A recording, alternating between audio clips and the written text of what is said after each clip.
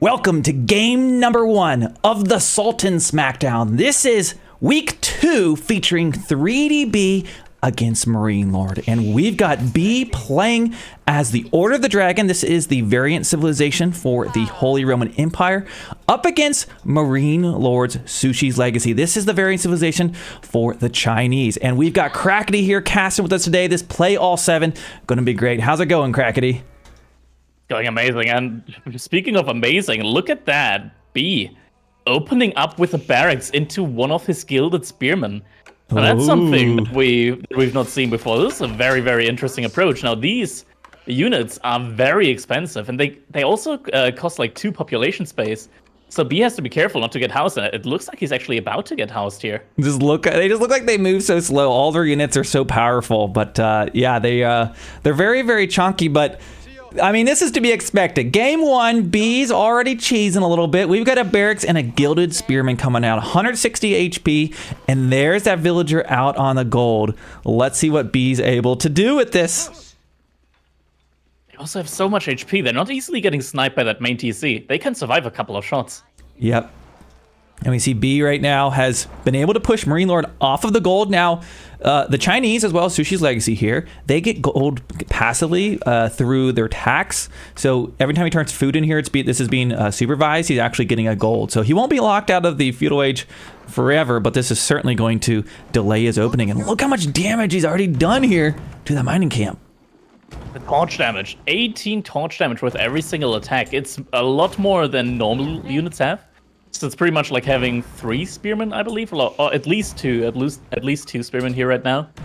It's a lot of damage going out on the mining camp. I don't remember seeing really like any Dark Age openings last weekend when we were casting. I'm trying to recall if there were any, but and another thing to note here, this map, this is on the ladder. This is called a cliffside, and one thing about cliffside is you spawn very close to your opponent. Like, look at this. You're usually on the map, spawning back in these corners. Look at this. You're like, this is mid-map right here outside of range of your TC. So as far as Dark Age rushes go, not surprised to see that. I think we saw MarineLorD actually do a tower rush versus BC Cutie last week with a Shinobi, but that was in the second age. Look at that spearman just casually tanking the TC shots there. Still has 5 shots remaining. Can still be there for 5 more shots. A Chinese TC at that. Oh my gosh. He's able to tank a lot there and do a lot of damage to villagers. Outpost gets delayed for a little bit, but now the spearman has to pull back. He won't be able to stay there for much longer. Only 10 HP remaining on that one. Yeah. Has to pull back. It looks like he's going to be sacrificed to that outpost. Villagers actually get pulled before the outpost finishes. Do you think it looks like MarineLorD wants to delete the outpost, I feel like. Or at least he thought about it. Yeah. Do you think he's done enough, delaying damage here? He had to chop some wood. He had to build a tower. Do you think this has served its purpose for B? 1 spearman. I think it did a good amount of damage overall when it comes to the delay. However, MarineLorD, he's got a lot of food to make up for it. Now he's got 5 villagers and gold, so he compensates for that. He's not going to be in a very bad position. Look at that. He's moving out right now. He wants to build his meditation gardens further outside, and that's an interesting spot. That's going to be 2 berry bushes that are going to be in range of the meditation gardens. That's actually going to collect like 3 villagers worth of food. Mm-hmm. Yep. In this it's 48 for every berry bush pack. Yeah, and we'll try to go through all the landmarks with you, whether you're old or new to the game. I know there's a lot of returners, and if you are a returner to the game, say hello in the chat. Welcome back to the scene.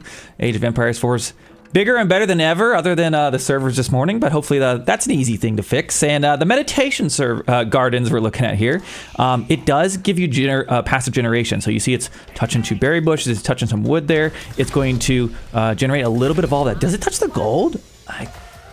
It doesn't. It does. Wait, actually, it doesn't. It does. The corner. It does touch gold. Yeah, look at that. It does touch the gold at the top side. That must have been it. That must be just about in range of that. That is some clutch. That's some crazy. Clutch range there.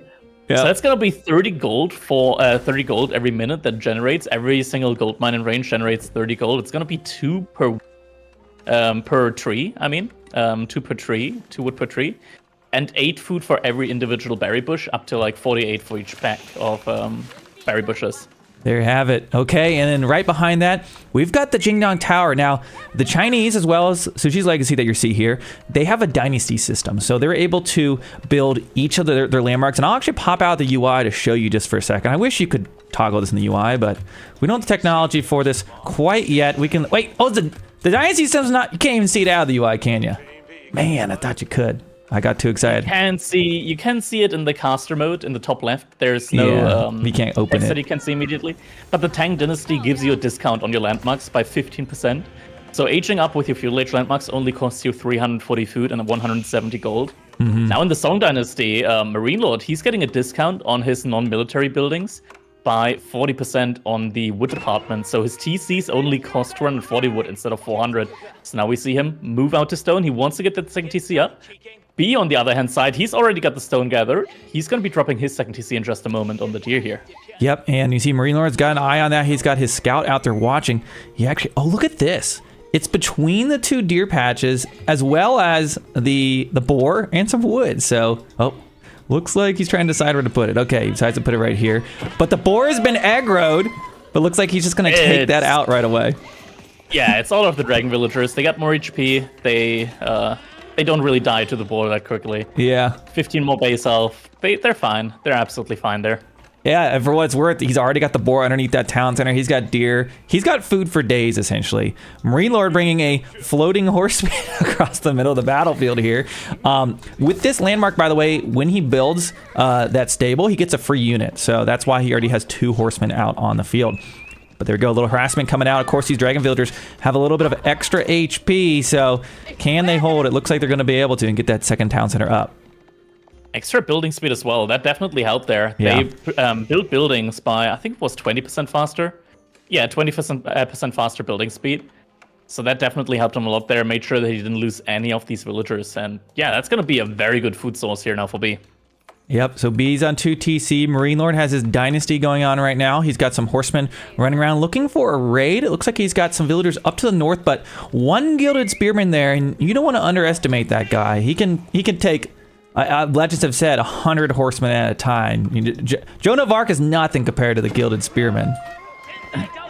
That's not true. Yeah, I think it's 3 attacks to kill a horseman. It is very, very quick. Yeah. Okay, so 2 TC for B for the Order of the Dragon. I feel like we see a lot of fast castle out of Order of the Dragon, so 2 TC opening is definitely a little bit different here today. And now MarineLorD adding in a barracks. Looks a little shot there. You see a few lag spikes here and there, kind of to be expected today with the loads on the servers. I also believe these guys are streaming on the opposite side of the world from me right now. I think it might just be the replay. Maybe we pause for just a second. Oh, you want to try it? Okay, we'll pause it. 1 Mississippi, 2 Mississippi, 3. That should be enough. Let's try it. Oh.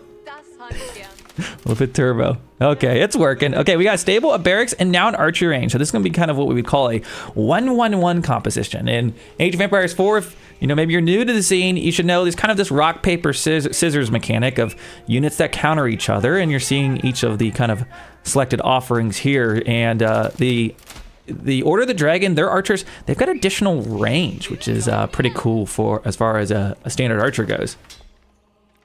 Yeah, the issue is, though, with Order of the Dragon, all your units are a lot more expensive, so it's very difficult to get a good mass going with like a 1-1-1 kind of based composition. We see now B also has his archer range out, so some archers going to be coming out. It's 100 wood for every single archer, so 3 archers are going to be worth 2 entire trees chopped. That is crazy. That's a lot that goes into the crafting of those bows, I must say, an entire tree worth of wood. Yeah, and behind that now, there's going to be some walls coming up from MarineLorD. On this map, you can get some very interesting walls going with the cliffside in the middle of the map. And walls, I feel like, have become more and more important recently in the new expansion. I think just because of the utility of the walls and not being able to chop through them anymore. Yeah. They've become much better at buying you time and just preventing these kind of raids from going on. It's a little bit of like a little stalling. It has to be done, right? Like MarineLorD's army, it's slower. He doesn't really have fast units with Jugunu. they're capped at 1.12 movement speed, so they're only as fast as men-at-arms, very heavily armored units. So in order to be able to really move out, you gotta be able to secure yourself, like your main base with walls. If you don't, then there's always that chance of like a couple of horsemen coming into your base and wreaking havoc while you're on the other side of the map. Yeah, and I'm glad you mentioned the removal of the chop-through mechanic. You used to be able to chop trees around walls. Chad, I'm very curious to hear, do you guys like that new update? What do you think about that? Definitely makes it easier to hide behind your walls. I think I've enjoyed it so far, and I also think there's more walls coming down because your villagers don't build them so weird anymore. They actually just build them and then get back to work. You used to spend a lot of time running around, and you're likely would lose a villager trying to build a wall or have to babysit them. Archers on the Jugunu, but now the horsemen and spearmen are coming as well. Villagers have to be pulled by B. One of the archers does go down. Now the Jugunu, they're an amazing counter to the archers here. They take down the archers really, really quickly and very efficiently. Yeah. Even the bonus health on the archers doesn't really matter then. The archers, though, from Oath of the Dragon, what they've got going for them is they got a lot of bonus HP. On top of that, they've got the fastest attack speed of any archer unit in the game. It's even faster than the Abbasid with the composite bow upgrade. Yeah. It's one attack every second. It's insanely fast. Normal archer attack speed is 1.62. This is 1. Yep, and we see the horseman trying to get a kill. It looks like one villager went down at one point. I think that might have been... Was that one of MarineLorD's villas, or the one on the top? So far, one villager on both sides has gone down. Okay, He's we see. struggling right now with the wood axis. There we go. Zugnu's taking an engagement. Horseman in the front, but the spearmen push him back. The archer's trying to trade shots there. He's trying to use that range, but of course, the Zugnu, very powerful. Look at that shredding. 1, 2, 3. That's a whole tree's worth of archers, right? Yeah, and behind that, MarineLorD is relentless, just massing up more and more units. B, he's struggling right now with the army mass that's coming out from MarineLorD. Now we see the income is fairly similar overall. Less gold for B, but overall more food. But it's still difficult, like getting all of these HRA units out, because from a single building, they also take longer to produce. Yeah. Yep. So both of them really looking to stay in the feudal age here. It looks like B's trying to get raised the horseman, but so far he's got one villager. This is going to be kind of a hard position to attack. He sees one of his horsemen are low on HP. He's really investing into a kind of a defensive army as this Jugnu mass kind of hits critical mass. How's he going to take this fight? Horsemen pushing forward, but the spearmen kind of very quickly take down two of them. Those are expensive. Those are gilded horsemen. And the archers just kind of getting shredded by the Jugnu right now. I'm not sure that B's going to be able to stop this mass. This is already starting to look pretty good for MarineLorD. Yeah, it's 27 Jugnu right now. There's only 8 archers, and these archers, even if you count them double, the Jugnu mass is still in favor here. And B, he had to run around this woodline for so long. Now he has been able to kill some villagers on the other side as well. He's actually killed 5 villagers compared to losing 4. Yep. But these 4 villagers that he's lost, it's actually more like losing 6 villagers here because they take longer, they cost more. You can't really take them at face value.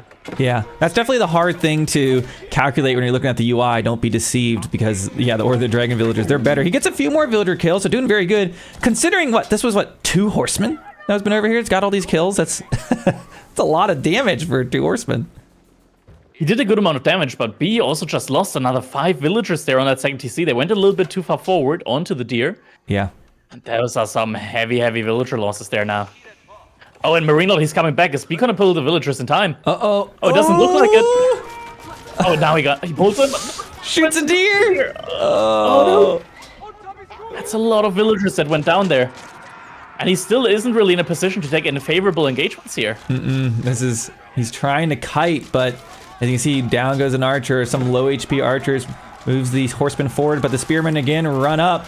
He's trying to pick off the spear so he can do something with his gilded horsemen. I mean, maybe he could if he could pick off enough of the spearmen, but he's doing a very good job of using those Jugnu again, this spearman like an almost perfect positioning. B takes the fight and is going to kill the rest of the spearmen. The question will be, can these horsemen chase down those remaining gilded Jugnu? The Jugnu. There they go, moving forward. Let's see what they're able to do. Reinforcements are coming in though. Aging up behind this. Look at MarineLorD. Aging up behind this, and there are 16 more Jugnu coming in as reinforcements. Oh man. Okay, so Shaolin Monastery coming in for Suji's Legacy. This is going to be putting MarineLorD in a very, very good position. He's already in a nice spot. This town center just so far away from home.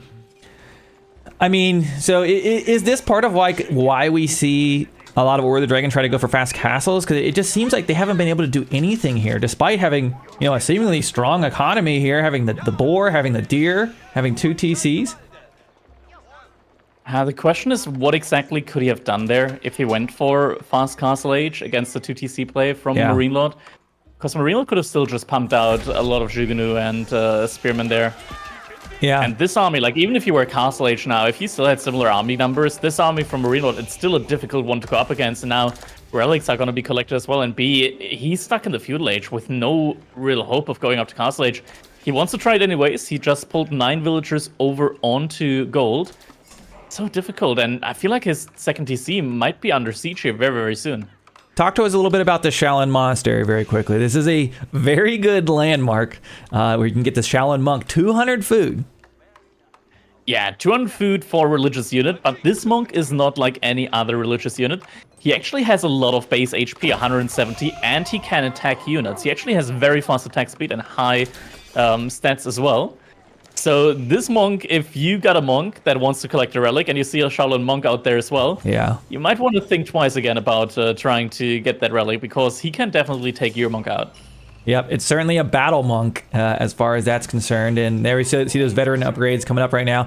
And I think the biggest thing is not only can they fight, they only cost food. And when you're making a bunch of them, you can just start grabbing all of the relics, especially when you beat your opponent up to the castle age like we're seeing here. So really a lot of power behind this civilization. The Zugnu masses really are unparalleled by most feudal army compositions. And then I hate to say it, but I've yet to see a tournament win with the Order of the Dragon as far as the last weekend. We'll see if anyone gets one here today. We're not counting B out of this yet, but I almost wonder if, like, how do you play this? Do you play it as like your throwaway civ against one of the stronger civs, or I mean, what mind games can you do there? Potentially, this might potentially be the throwaway here for B. I mean, you certainly can be happy about throwing away all the dragons when you're facing off against Zhuji's Legacy, which is probably one of the strongest civilizations right now in the game. They just got a lot of really, really strong feudal age bonuses, or rather eco bonuses with that Song Dynasty. You can go for a granary transition behind all of this with very, very little investment. And now we see that second TC is going to go down. Emergency repairs is being triggered. Villagers it's escaping. Only going to be a matter of time. Okay, B still in the second age. I mean, he's up against a veteran army here. I'm just not seeing a way out of this. We see right now Zugnu and Spearmen and just everything there. He has, look at the army size. And Town Center staying alive with that emergency repair, which is of course a unique mechanic here for the HRE as well as the Order of the Dragon. But I'm not sure it's going to be enough. He's at least buying himself some time at the moment. The archers, I mean, they're attacking fast, but against the Jugunu, ideally you want to be able to kite. You got one more range, you got more movement speed, so kiting, you do want to do that, but he can't with his TC, and GG gets called, and MarineLorD is going to take the first one here with Zhuji's Legacy against the Order of the Dragons. And there you have it, our first points on the board here for the Sultan Smackdown. MarineLorD going to get a quick win. Not too quick, 18 minutes. We had a Dark Age opening out of B. It was a valiant effort, but that will put us on to game number 2. If you're watching over on YouTube, make sure you be checking out that next upload. Subscribe to the channel and check out Crackady's YouTube down in the description. We'll see you in the next one.